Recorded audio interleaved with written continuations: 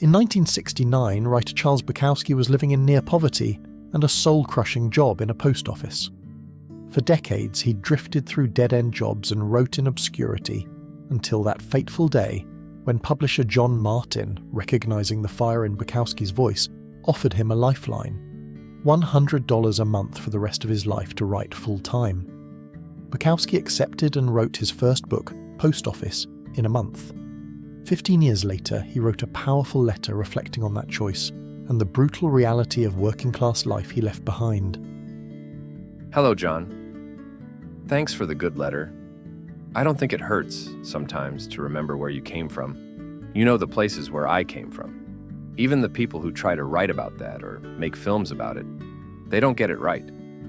They call it 9 to 5. It's never 9 to 5. There's no free lunch break at those places. In fact, at many of them, in order to keep your job, you don't take lunch. Then there's overtime, and the books never seem to get the overtime right, and if you complain about that, there's another sucker to take your place. You know my old saying, slavery was never abolished, it was only extended to include all the colors.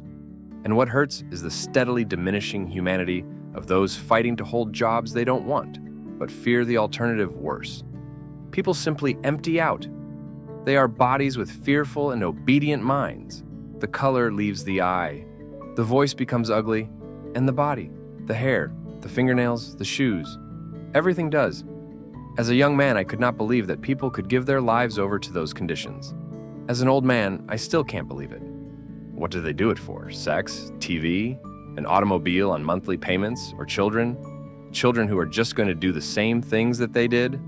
Early on, when I was quite young and going from job to job, I was foolish enough to sometimes speak to my fellow workers. Hey, the boss can come in here at any moment and lay all of us off, just like that. Don't you realize that? They would just look at me. I was posing something that they didn't want to enter their minds. Now in industry, there are vast layoffs.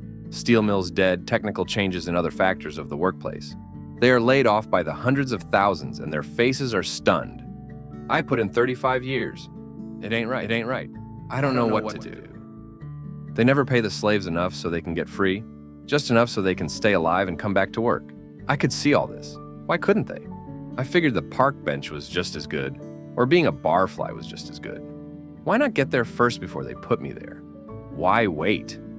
I just wrote in disgust against it all. It was a relief to get the shit out of my system. And now that I'm here, a so-called professional writer, after giving the first 50 years away, I've found out that there are other disgusts beyond the system. I remember once, working as a packer in this lighting fixture company, one of the packers suddenly said, "I'll never be free."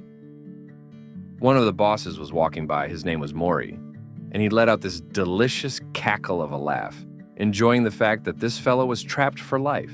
So, the luck I finally had in getting out of those places, no matter how long it took, has given me a kind of joy, the jolly joy of the miracle. I now write from an old mind and an old body, long beyond the time when most men would ever think of continuing such a thing.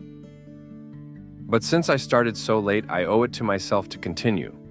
And when the words begin to falter and I must be helped up stairways and I can no longer tell a bluebird from a paperclip, I still feel that something in me is going to remember, no matter how far I'm gone, how I've come through the murder and the mess and the moil to at least a generous way to die. To not to have entirely wasted one's life seems to be a worthy accomplishment. If only for myself. Your boy, Hank.